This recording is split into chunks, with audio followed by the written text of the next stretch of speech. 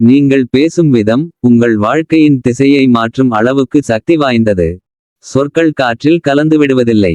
அவை உங்கள் நரம்பு மண்டலத்தில் பதிவாகின்றன, உங்கள் உறவுகளின் அடித்தளத்தை வடிவமைக்கின்றன, உங்கள் நம்பிக்கையை கட்டியெழுப்புகின்றன அல்லது சிதைக்கின்றன. இன்று நாம் பேசப்போவது அதிகாரம் செலுத்துவது அல்ல, மற்றவர்களை மிரட்டுவது அல்ல. மாறாக, உங்கள் குரலில் ஒரு அமைதியான உறுதியை எப்படி கொண்டு வருவது, உங்கள் வார்த்தைகள் எப்படி இயல்பாகவே மரியாதையையும் கவனத்தையும் ஈர்க்கும் என்பதைத்தான். இது ஒரு கற்றல் மட்டுமல்ல, இது உங்கள் உள்ளே இருக்கும் அமைதியான வலிமையை வெளிக்கொணரும் பயணம்.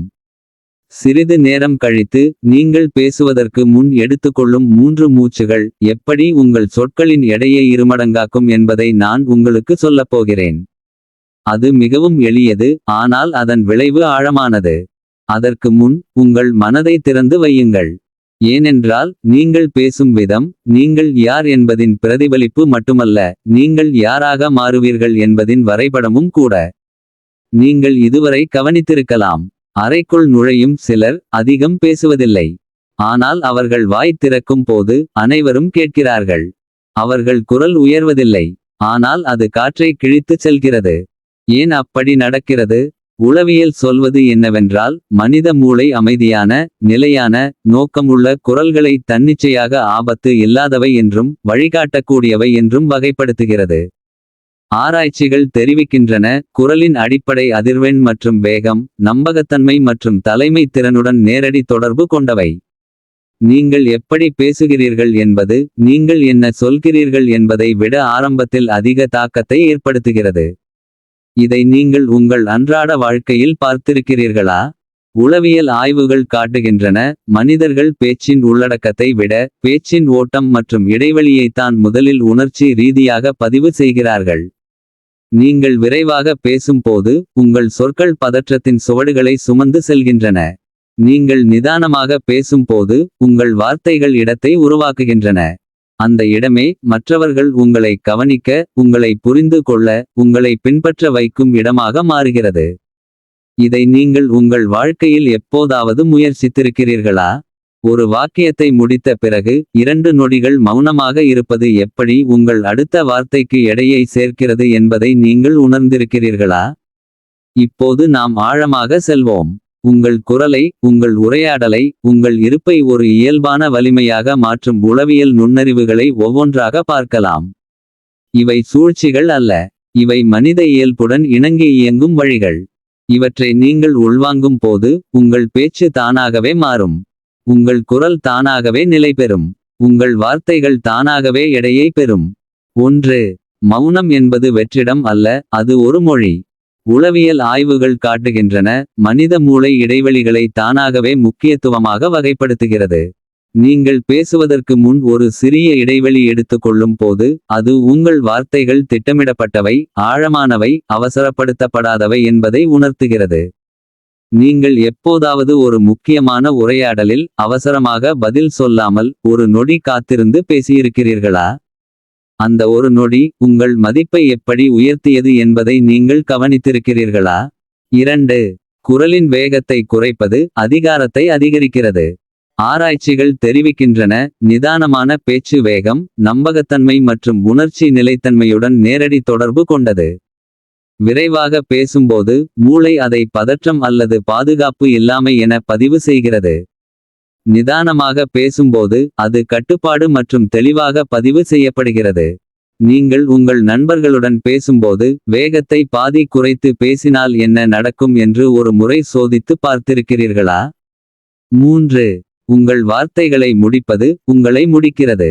உளவியல் ஆய்வுகள் காட்டுகின்றன, வாக்கியத்தை நடுவில் நிறுத்துவது அல்லது தயக்கத்துடன் முடிப்பது சுய நம்பிக்கை இல்லாமை என மூளை மொழிபெயர்க்கிறது. ஒரு சிந்தனையை முழுமையாக, தெளிவாக, முடிவுடன் வெளிப்படுத்துவது உங்கள் உள்ளுணர்வின் வலிமையை பிரதிபலிக்கிறது. நீங்கள் பேசும்போது உங்கள் கருத்தை முழுமையாக சொல்லாமல் நிறுத்தும் பழக்கம் உங்களுக்கு உண்டா? அந்த பழக்கம் மற்றவர்கள் உங்கள் வார்த்தைகளை எவ்வளவு தீவிரமாக எடுத்துக்கொள்கிறார்கள் என்பதை எப்படி பாதிக்கிறது என்று யோசித்து பார்த்திருக்கிறீர்களா? 4. கீழ்நோக்கிய தொனி மேல்நோக்கிய தொனியை விட அதிக நம்பகத்தன்மையை உருவாக்குகிறது. ஆராய்ச்சிகள் தெரிவிக்கின்றன, வாக்கியத்தின் முடிவில் குரல் உயர்வது கேள்வி அல்லது உறுதியின்மை என பதிவு செய்யப்படுகிறது. வாக்கியம் முடியும்போது குரல் சற்றே கீழிறங்குவது உறுதி மற்றும் முடிவு என பதிவு செய்யப்படுகிறது. இது ஒரு சிறிய திருத்தம் மட்டுமே, ஆனால் இதன் தாக்கம் ஆழமானது. நீங்கள் பேசும்போது உங்கள் வாக்கியங்களின் முடிவில் குரல் தானாகவே உயர்வதை நீங்கள் கவனித்திருக்கிறீர்களா? அதை சரிசெய்ய நீங்கள் என்ன செய்வீர்கள்? 5. உணர்ச்சி இடையீடுகளை குறைப்பது உங்கள் சொற்களுக்கு தெளிவை தருகிறது. உளவியல் ஆய்வுகள் காட்டுகின்றன, அடிக்கடி வரும் ஊஹா, ஆஹா, தெரியுமா போன்ற நிரப்பிகள் பேச்சின் நோக்கத்தை மங்கச் செய்கின்றன. அவை உங்கள் மனதின் பின்னணி இரைச்சலாக மாறுகின்றன. அவற்றை குறைக்கும்போது உங்கள் மைய செய்தி வெளிச்சம் பெறுகிறது.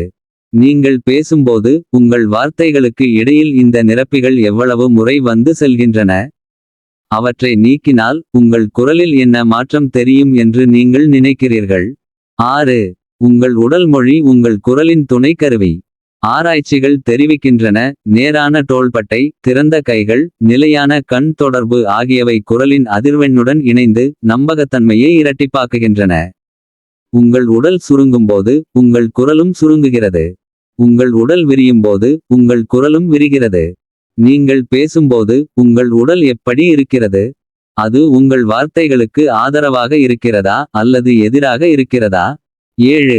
மற்றவர்களின் பேச்சை முழுமையாக கேட்பது உங்கள் பேச்சை வலுப்படுத்துகிறது. உளவியல் ஆய்வுகள் காட்டுகின்றன, ஆழமான கேட்பது உரையாடலில் உங்கள் பதில்களை அதிக பொருத்தமானதாகவும் திட்டமிடப்பட்டதாகவும் மாற்றுகிறது. நீங்கள் அவசரமாக பதில் சொல்லும்போது உங்கள் வார்த்தைகள் மேலோட்டமானதாக இருக்கின்றன. நீங்கள் முழுமையாக கேட்கும்போது உங்கள் வார்த்தைகள் ஆழமானதாக மாறுகின்றன. நீங்கள் இன்னொருவர் பேசும்போது உங்கள் மனதில் அடுத்த பதிலை உருவாக்குகிறீர்களா அல்லது அவர் சொல்வதை உண்மையாக உள்வாங்குகிறீர்களா? 8. தெளிவான எல்லைகளை வார்த்தைகளில் வைப்பது மரியாதையை உருவாக்குகிறது. ஆராய்ச்சிகள் தெரிவிக்கின்றன, நேரடியாக ஆனால் கனிவாக இல்லை என்று சொல்லக்கூடிய திறன் உணர்ச்சி நுண்ணறிவு மற்றும் சுயமதிப்புடன் தொடர்புடையது. நீங்கள் எல்லோருக்கும் ஆம் என்று சொல்லும்போது உங்கள் வார்த்தைகளின் மதிப்பு குறைகிறது. நீங்கள் தேவையான இடத்தில் இல்லை என்று சொல்லும்போது உங்கள் ஆம் என்பதின் மதிப்பு உயர்கிறது. நீங்கள் உங்கள் வாழ்க்கையில் எப்போதாவது எல்லோருக்கும் மகிழ்ச்சி தர முயன்று உங்கள் சொந்த குரலை இழந்திருக்கிறீர்களா? அந்த இழப்பை மீட்க நீங்கள் எப்படி தொடங்கலாம்? 9. உங்கள் குரலின் அதிர்வெண்ணை உங்கள் மூச்சுடன் இணைப்பது நிலைத்தன்மையை தருகிறது. உளவியல் ஆய்வுகள் காட்டுகின்றன, ஆழமான வயிற்று சுவாசம் குரல் நாட்களின் பதற்றத்தை குறைத்து குரலின் கீழ்நிலை அதிர்வெண்ணை இயற்கையாகவே உயர்த்துகிறது. பதற்றம் குரலை மேல்நோக்கி தள்ளுகிறது. மூச்சு குரலை கீழ்நோக்கி நிலைநிறுத்துகிறது. நீங்கள் முக்கியமான உரையாடலுக்கு முன் 3 ஆழமான மூச்சுகள் எடுத்துக்கொண்டால் உங்கள் முதல் வார்த்தையின் தரம் எப்படி மாறுகிறது என்று நீங்கள் கவனித்திருக்கிறீர்களா? 10. உங்கள் வார்த்தைகளை குறைப்பது உங்கள் தாக்கத்தை அதிகரிக்கிறது. ஆராய்ச்சிகள் தெரிவிக்கின்றன, மனித மூளை சுருக்கமான நோக்கமுள்ள தகவல்களை விரைவாக பதிவு செய்கிறது. அதிகமான விளக்கங்கள், திரும்பத் திரும்ப சொல்லுதல், தேவையற்ற சமாதானங்கள் ஆகியவை உங்கள் மைய செய்தியை மங்கச் செய்கின்றன. குறைவான வார்த்தைகள், அதிக எடை.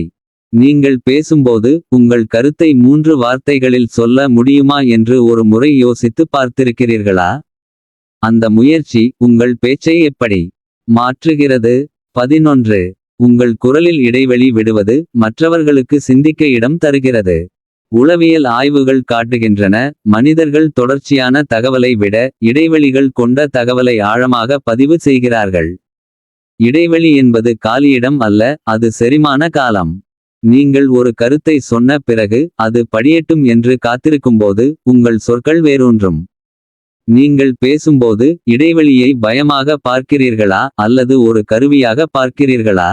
12. உங்கள் வார்த்தைகளை உணர்ச்சி இல்லாமல் அல்ல, உணர்ச்சி கட்டுப்பாட்டுடன் வெளிப்படுத்துவது நீடித்த தாக்கத்தை உருவாக்குகிறது. ஆராய்ச்சிகள் தெரிவிக்கின்றன, அதிக உணர்ச்சி வயப்படுதல் தற்காலிக கவனத்தை இழுக்கும். ஆனால் அமைதியான உறுதி நீடித்த மரியாதையை உருவாக்கும். கோபம் அல்லது பயத்தில் பேசும்போது உங்கள் வார்த்தைகள் விஷமாக மாறுகின்றன. அமைதியான உறுதியில் பேசும்போது அவை கட்டிடக்கல்லாக மாறுகின்றன. நீங்கள் சிரமமான நிலையில் உங்கள் உணர்ச்சிகளை கட்டுப்படுத்தி உங்கள் வார்த்தைகளை தெளிவாக வைத்திருக்க முடிந்திருக்கிறதா? அந்த கணத்தில் உங்கள் குரல் எப்படி மாறியது? 13. உங்கள் பேச்சின் நோக்கத்தை உரையாடலுக்கு முன் தெளிவுபடுத்துவது திசைமாற்றத்தை தடுக்கிறது. உளவியல் ஆய்வுகள் காட்டுகின்றன, மனதில் தெளிவான நோக்கம் இருக்கும்போது மூளை தேவையற்ற வார்த்தைகளை வடிகட்டுகிறது, முக்கியமான வார்த்தைகளை முன்னிலைப்படுத்துகிறது. நீங்கள் ஏன் பேசுகிறீர்கள் என்பதை உங்களுக்கு தெரிந்தால் மற்றவர்களுக்கு அது தானாகவே புரியும். நீங்கள் பேசுவதற்கு முன், இந்த உரையாடலில் நான் எதை அடைய விரும்புகிறேன் என்று ஒரு முறை கேட்டுக்கொள்ளும் பழக்கம் உங்களுக்கு உண்டா? அந்த எளிய கேள்வி உங்கள் முழு பேச்சையும் எப்படி மாற்றும்? 14. உங்கள் தவறுகளை ஒப்புக்கொள்ளும் திறன் உங்கள் வார்த்தைகளின் நம்பகத்தன்மையை உயர்த்துகிறது. ஆராய்ச்சிகள் தெரிவிக்கின்றன, பாதிப்பு காட்டுதல் மற்றும் பொறுப்பேற்பு தலைமைத் தன்மையின் அடையாளங்களாக மூளை பதிவு செய்கிறது. தவறை மறைக்கும்போது வார்த்தைகள் பாதுகாப்பாக மாறுகின்றன. தவறை ஒப்புக்கொள்ளும்போது வார்த்தைகள் நேர்மையாக மாறுகின்றன. நீங்கள் எப்போதாவது நான் தவறாக புரிந்து கொண்டேன் அல்லது நான் தவறு செய்தேன் என்று அமைதியாக சொல்லியிருக்கிறீர்களா? அந்த வார்த்தைகள் உங்கள் குரலுக்கு என்ன புதிய ஆழத்தை சேர்த்தன? 15. உங்கள் பேச்சை உங்கள் மதிப்புடன் இணைப்பது அது எப்போதும் உங்களோடு இருக்கும். உளவியல் ஆய்வுகள் காட்டுகின்றன, சொற்கள் தற்காலிகமானவை. ஆனால் அந்த சொற்களுக்கு பின்னால் இருக்கும் உள் நம்பிக்கை நிரந்தரமானது. நீங்கள் யார் என்பதை மாற்றிக்கொள்ள முயலாமல், நீங்கள் இப்போதே இருப்பதை ஏற்றுக்கொண்டு அதிலிருந்து பேசும்போது உங்கள் குரல் இயல்பாகவே நிலைபெறுகிறது. நீங்கள் இன்னும் கற்றுக்கொண்டிருக்கிறீர்கள், இன்னும் வளர்ந்து கொண்டிருக்கிறீர்கள், இன்னும் தேடிக்கொண்டிருக்கிறீர்கள் என்பதை உங்கள் பேச்சில் காட்டும்போது அது பலவீனம் அல்ல. அது மனித நேர்த்தியின் உச்சம். நீங்கள் உங்களை முழுமையாக ஏற்றுக்கொள்ளும் போது உங்கள் குரல் எப்படி மாறுகிறது என்று நீங்கள் கற்பனை செய்து பார்த்திருக்கிறீர்களா? இந்த ஒவ்வொரு புள்ளியும் ஒரு கருவி மட்டுமே. அவற்றை பயன்படுத்துவது உங்களை மாற்றுவதற்காக அல்ல, உங்களை மறைப்பதற்காக அல்ல. மாறாக, உங்களுக்குள் ஏற்கனவே இருக்கும் அமைதியான வலிமையை உங்கள் வார்த்தைகளின் மூலம் வெளிப்படுத்துவதற்காக. நீங்கள் இதை படிக்கும்போது அல்லது கேட்கும்போது உங்கள் மனதில் சில எதிர்ப்புகள் வரலாம். நான் இப்படி பேச முடியாது, நான் இயல்பாக இல்லை, நான் பயப்படுகிறேன் என்ற எண்ணங்கள் வரலாம். அது இயல்பானது. மாற்றம் எப்போதும் எதிர்ப்பை சந்திக்கிறது. ஆனால் அந்த எதிர்ப்பை கடந்து செல்லும்போது நீங்கள் உங்கள் சொந்த குரலை கண்டுபிடிக்கிறீர்கள். நீங்கள் இதுவரை கேட்ட எல்லோரின் குரலையும் அல்ல, உங்கள் குரலை. நீங்கள் இப்போது யோசித்துக் கொண்டிருக்கலாம், இவற்றில் எதை முதலில் முயற்சிப்பது, எந்த ஒன்றை உங்கள் அடுத்த உரையாடலில் கொண்டு வருவது? பதில் எளிமையானது. ஒன்றை மட்டும் எடுங்கள். வேகத்தை குறைக்கலாம், அல்லது ஒரு வாக்கியத்தை முடித்த பிறகு மௌனமாக இருக்கலாம், அல்லது மூச்சை ஆழமாக எடுத்துக்கொள்ளலாம். சிறிய தொடக்கமே பெரிய மாற்றத்தின் அடித்தளம். நீங்கள் ஒவ்வொரு நாளும் ஒவ்வொரு உரையாடலிலும் சிறிது சிறிதாக உங்கள் குரலை உங்கள் கட்டுப்பாட்டிற்குள் கொண்டு வருகிறீர்கள். அது ஒரு நாள் முழுவதும் நடக்காது, ஆனால் அது நடக்கும். உங்கள் முயற்சியை நீங்கள் நிறுத்தாத வரை அது நடக்கும். சில நேரங்களில் நீங்கள் பேசும்போது மற்றவர்கள் கவனிக்காமல் இருக்கலாம். சில நேரங்களில் உங்கள் வார்த்தைகள் தவறாக புரிந்து கொள்ளப்படலாம். அது உங்கள் தோல்வி அல்ல, அது பயணத்தின் ஒரு பகுதி. உளவியல் ஆய்வுகள் காட்டுகின்றன, நிலையான முயற்சியும் சுய இரக்கமும் மனித நடத்தை மாற்றத்தின் இரண்டு முக்கிய தூண்கள். நீங்கள் உங்களை கடுமையாக தண்டிக்காமல் மீண்டும் முயற்சிக்கும்போது உங்கள் மூளை புதிய நரம்பு பாதைகளை உருவாக்குகிறது. அந்த பாதைகளே பின்னர் இயல்பான பேச்சாக மாறுகின்றன. நீங்கள் உங்களை எப்படி நடத்துகிறீர்கள் என்பது உங்கள் குரல் எப்படி வெளிப்படும் என்பதை தீர்மானிக்கிறது. நீங்கள் இதுவரை கேட்ட அனைத்தும் உங்கள் தனிப்பட்ட பயணத்திற்கான ஒரு வழிகாட்டி மட்டுமே. உங்களை மாற்றுவதற்கான கட்டளை அல்ல. உங்கள் குரல் உங்கள் உரிமை. அது வேகமாக இருக்கலாம், அது மெதுவாக இருக்கலாம், அது உயர்ந்ததாக இருக்கலாம், அது தாழ்ந்ததாக இருக்கலாம். முக்கியமானது, அது உங்களுடையது. அது உண்மையானது. அது உங்கள் உள்ளே இருக்கும் அமைதியை பிரதிபலிக்கிறது. நீங்கள் இன்னும் கற்றுக்கொண்டிருக்கிறீர்கள், இன்னும் வளர்ந்து கொண்டிருக்கிறீர்கள், இன்னும் தேடிக்கொண்டிருக்கிறீர்கள். அதுவே உங்கள் வலிமை, அதுவே உங்கள் அடையாளம். நாளை நீங்கள் யாரிடம் பேசினாலும் ஒரு சிறிய இடைவெளி எடுத்துக்கொள்ளுங்கள். ஒரு ஆழமான மூச்சை எடுத்துக்கொள்ளுங்கள். உங்கள் வார்த்தைகளை முழுமையாக சொல்லுங்கள். உங்கள் குரலை கீழிறங்க விடுங்கள். மற்றவர்களை முழுமையாக கேளுங்கள். இவை சிறிய விஷயங்கள், ஆனால் இவற்றின் கூட்டுத்தொகை உங்கள் வாழ்க்கையின் திசையை மாற்றும். உங்கள் உறவுகளை ஆழமாக்கும். உங்கள் நம்பிக்கையை வேரூன்றச் செய்யும். நீங்கள் இதை செய்ய முடியும். நீங்கள் இதை செய்திருக்கிறீர்கள். நீங்கள் இதை தொடர்ந்து செய்வீர்கள். இந்த பயணம் தனிமையானது அல்ல. நீங்கள் வளரும்போது உங்களைப் போன்ற பலர் இந்த வழியில் நடக்கிறார்கள். அவர்களும் கேட்கிறார்கள். அவர்களும் தேடுகிறார்கள். அவர்களும் தங்கள் குரலை கண்டுபிடிக்க முயற்சிக்கிறார்கள். நீங்கள் இங்கே இருப்பதே உங்கள் வளர்ச்சியின் அடையாளம். நீங்கள் இந்த வார்த்தைகளை உள்வாங்கியதே உங்கள் தயாரிப்பின் அடையாளம். நீங்கள் இன்னும் முயற்சிப்பீர்கள் என்பதே உங்கள் உறுதியின் அடையாளம். நீங்கள் இந்த உரையை முடிக்கும்போது உங்கள் மனதில் ஒரு அமைதி இருக்க வேண்டும். ஒரு தெளிவு இருக்க வேண்டும். ஒரு நம்பிக்கை இருக்க வேண்டும். நீங்கள் உங்கள் குரலை மாற்றுவதற்காக இல்லை. நீங்கள் உங்கள் குரலை கண்டுபிடிப்பதற்காக. அது இப்போதே உங்களோடு இருக்கிறது. அது இப்போதே உங்களை காத்திருக்கிறது. அது இப்போதே உங்கள் வார்த்தைகளில் பேச தயாராக இருக்கிறது. இந்த பயணம் இங்கே முடிவடைவதில்லை. இது தொடங்குகிறது. நீங்கள் ஒவ்வொரு நாளும் ஒவ்வொரு உரையாடலிலும் உங்கள் குரலை உங்கள் கைகளில் எடுத்துக்கொள்கிறீர்கள். அதை பயன்படுத்துகிறீர்கள். அதை வளர்த்துக் கொள்கிறீர்கள். அதை உங்கள் வாழ்க்கையின் ஒரு பகுதியாக மாற்றுகிறீர்கள். அது எளிதானது அல்ல. ஆனால் அது மதிப்புள்ளது. அது உங்களுக்கு சொந்தமானது. நீங்கள் இன்னும் ஆழமான உளவியல் நுண்ணறிவுகளை, தனிப்பட்ட வளர்ச்சிக்கான வழிகளை, மனித நடத்தையின் அடிப்படை உண்மைகளை அறிய விரும்பினால் இந்த பயணத்தில் எங்களுடன் தொடர்ந்து பயணியுங்கள்.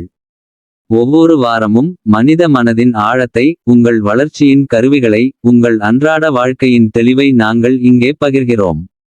நீங்கள் ஒன்றும் இழக்கவில்லை. நீங்கள் எல்லாம் பெறுவீர்கள். உங்கள் குரல், உங்கள் அமைதி, உங்கள் வழி. சப்ஸ்கிரைப் செய்யுங்கள். மேலும் வளருங்கள். மேலும் கேளுங்கள். மேலும் ஆளுங்கள். உங்கள் பயணம் இங்கே தொடங்குகிறது. உங்கள் குரல் உங்களை காத்திருக்கிறது.